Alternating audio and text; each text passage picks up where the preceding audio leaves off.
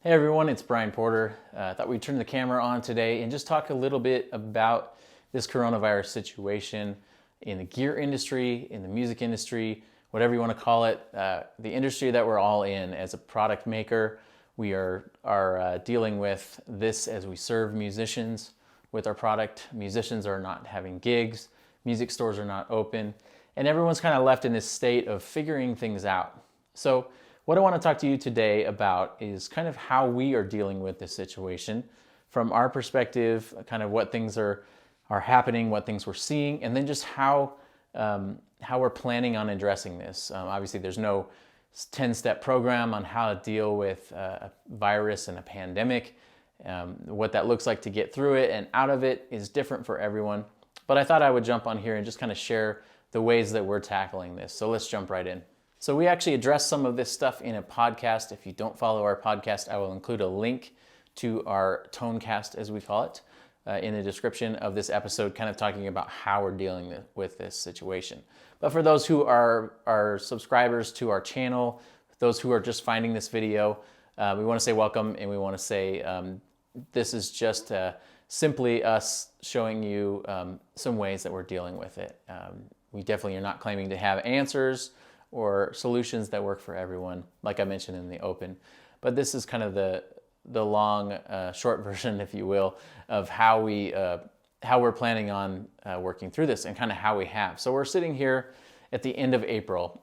We've gone through 4 to 6 weeks, a little longer maybe, of kind of changes with government regulations, state regulations. You can and can't be open to certain, smaller groups, and then all of a sudden deemed non-essential. So our business, making guitars and pickups, we were technically deemed non-essential. And so we had to deal with this, like every small business out there, is how do we still operate under these guidelines and under these rules that kept seeming to change every couple days. I mean, the early stages of kind of as the virus was spreading around the states, every few hours, every few days, the situation changed and we had to continue to readjust. So what that meant was a lot of sleepless nights, a lot of trying to play out scenarios as they stood in front of us, and then switching that up a couple days later. So it was exhausting. It was, for me as a business owner, trying to figure that out, trying to figure out how to support the guys, support our family and our business, and continue to figure out what it looked like. We went from, what you can kind of work with distance to no, you're non-essential, and now, you basically have to close or you have to do things a lot differently. So we looked at that situation and it came up, can we work from home? Can we run Porter pickups from people's houses remotely? And the answer to that was not really. We could do emails, we could do billing and some customer service type things, but we had to get in here to build products and to ship products. Like every other business, you've got to be in your shop and doing your work. So what we did to kind of accommodate some of that is we closed our showroom. We kept one person in the shop for a good 3 or 4 weeks in a row. Literally one person was doing their part, left a list, the old handwritten note basically. They went on to the next person, jumped in and started working. Our crew did a really good job of handling that. It was not easy, it was challenging.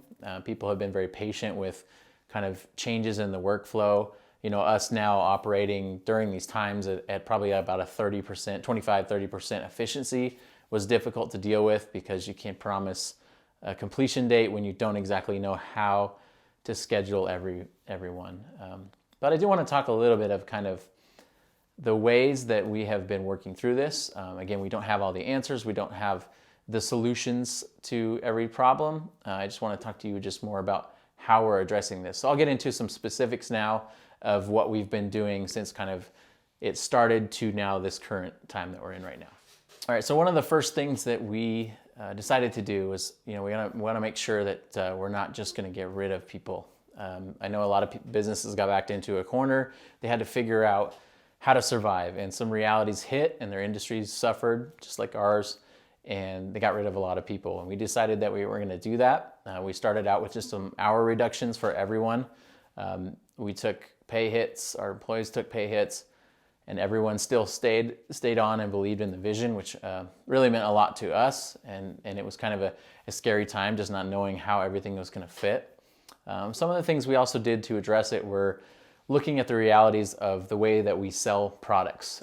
We typically do between 50 and 60% of our business online and direct anyways. So we had kind of a jump start on kind of the ways that we could survive this thing is we put most of our resources into the direct sales, knowing that our guitar companies who we sell pickups to were also dealing with, many of them had customers trying to get returns on builds or stopping their builds, and so they weren't buying pickups as frequently.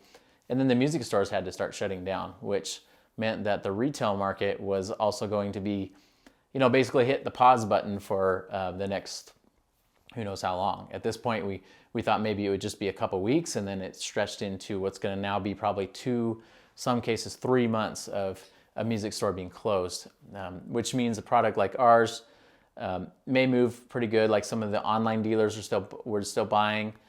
Some of the brick and mortar stores don't really need accessories and a lot of those other products right now. They're in the same boat as we all are, trying to figure out how to survive. We also dealt with some guitar customers who were planning on buying a guitar and then couldn't, and we also had some spillover from winter NAMM, that some deals were kind of in the beginning phases, and then those didn't come through because obviously everyone sort of froze with the industry hitting. So we did our best to kind of navigate through that. We took our realities and we jumped in to the things that we think could help. We've just been dialing in more with helpful tools like our pickup chooser. We've been dialing in more with helping customers who are at home and have more time to spend on guitars. Web traffic has been increasing. We've been going, again, like the direct focus marketing, trying to find ways that we can get customers to come buy what we sell. We realized, we consider guitar stuff essential, but we were deemed non-essential. So it was, for us, was like, okay, well, how do we take what's in front of us, and how do we take this reality and deal with what this is doing to our industry? Many of your friends who are musicians don't have gigs, and national touring acts that use our pickups and our guitars, they're just sitting here doing quarantine jams, and they're doing all these other things. We're all trying to figure this out. We're all hoping the music industry comes back stronger than ever. We're hoping people are writing some amazing songs right now.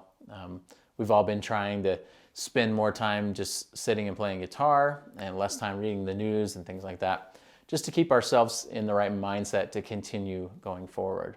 It's not going to be easy. There's never going to be any guarantees, and many things that we thought were going to work out have dried up. But what we're doing is we're not going to sit around. We're going to jump into action. We're going to try to deal with this head on as a business, and never lose sight of what we're really all about. We're trying to focus on serving the customer and making guitar inspiring for the customer with a new set of pickups or a new guitar, and just spending more time being helpful and giving them as much as we can right now with our limitations and all that. So as things have progressed, we've kind of got somewhat, I wouldn't say totally normal schedule, but we've got a little bit more of a flexible routine now, keeping our distance. The showroom is still closed. The other thing we've done is adapt to some of the realities. We don't really want a bunch of people in the showroom. So what we've done is actually done like a curbside guitar repair, so people can drop off their guitars, get them worked on, get a new set of pickups locally. So it's really, for us, been all about adjusting and all about adapting. To put a positive spin on it, we've been trying to use the limitations as opportunities. So we've been taking, this box that we've kind of been put in and saying, well, what can we do? What still can we do? Things like selling guitar wood to guitar makers, things like specials on pickups. So we loaded up our in-stock pickups. So now you can go and buy pickups that are already ready, and you don't have to wait, which helps us out. So we're not trying to deal with slowdowns from suppliers, getting wire and magnets and things like that in. So that's been kind of this balance, and we're finding some things in this journey that we're going to be changing from here on forward. So we're using this as a learning, a kind of a learning curve, and we did pretty well with this kind of scattered schedule, and it's definitely not going to be the normal schedule going forward, but We kept communication clear. We kept the goals clear. We actually implemented some completely new systems while this was going on, and that has helped us kind of navigate it. We're taking it day by day. If you think too far down the road, it can be a little overwhelming. So we're taking it day by day. We're jumping into each day with enthusiasm, and we are doing our best to never lose sight of our vision. Definitely don't want to be fearful. We don't want to be timid. I think if you're going to try something new, you gotta try it and figure out if it's going to work without taking too much time. So you kind of have to do all these little quick hits. Diversifying has been really key for us. It's just spreading some of the potential income streams out. Calling on your customers, saying, "Hey, do you guys need anything? How can we help you in this time?" But genuinely checking in with those people too, and not just hitting people up for sales, because that definitely rubs some people the wrong way. So we tried to not do that. We're just letting people know, "Hey, we've got stuff ready. If you need it now, you can get it now," and just kind of meeting people where they're at. Understanding that many customers that have bought from us in the past year may have lost their jobs, and here we're fighting to keep our jobs and to keep this company going. And things have been fairly steady, which we are really thankful for. But some of it was, past relationships and brand building that we did. One of them was 10 years ago that we did with a customer, and they came and bought something within the last couple of weeks. So continuing to focus on that, never losing sight of that. Can't say that enough. It's really important. But I hope everyone is doing well. If you're watching this, we do thank you for your support. If you are a fellow gear industry person watching this, I'd love to know kind of how you're dealing with this. If you want to leave some comments below, that would be great. I'd love to continue that conversation.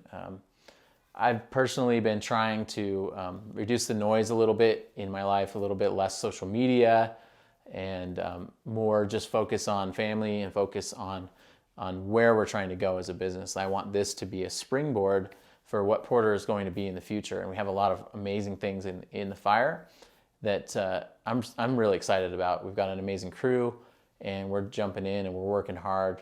It's very much behind the scenes a lot of the times, but we've been trying to do more videos just to let you guys know where we're at as a company. And again, your support has been amazing. So hopefully you enjoyed this video. We'll try to do more of these type of videos. I've got some modification videos in the works right now. We're going to be modding a Les Paul style guitar with some pickups and kind of taking you through that whole process before and after. And we've got a bunch of other cool content, things like that. We're going to continue to create that kind of stuff for you as maybe you're still stuck at home and looking for something to do. Hopefully we can learn together and teach you more guitar and pickup related stuff. So like I said, with the music stores, leaving comments below. If you have suggestions for video topics or ideas, you can leave those in the comments as well. But thank you guys so much. And please, if you do not already, subscribe to our channel here on YouTube. Thanks so much.